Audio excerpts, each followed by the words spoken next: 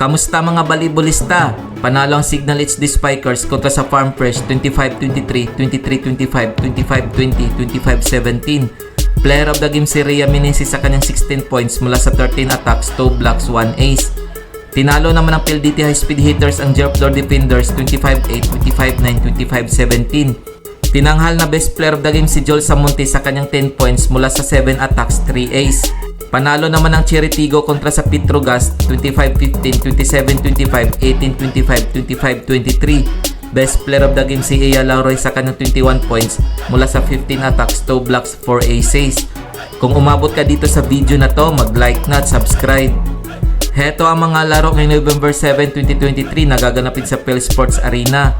Maglalaban ang NX-led Chameleons kontra sa Chocomocho Flying Titans alas 2 ng hapon. Magtutuos naman ang Farm Fresh kontra sa F2 Logistics alas 4 ng hapon. Magharap naman ng Galleries Tower kontra sa Signal HD Spikers alas 6 ng gabi. Heto ang team standings as of November 5, 2023. Kremlin Calls Masters 4 wins 0 loss. Petrogas Angels 4 wins 1 loss. PLDT High Speed Hitters 4 wins 1 loss. Cherry Tigo Crossovers 4 wins 1 loss. Chocomocho Flying Titans 3 wins 1 loss. Signal HD Spikers 3 wins 2 losses. Akari Chargers 3 wins 2 losses.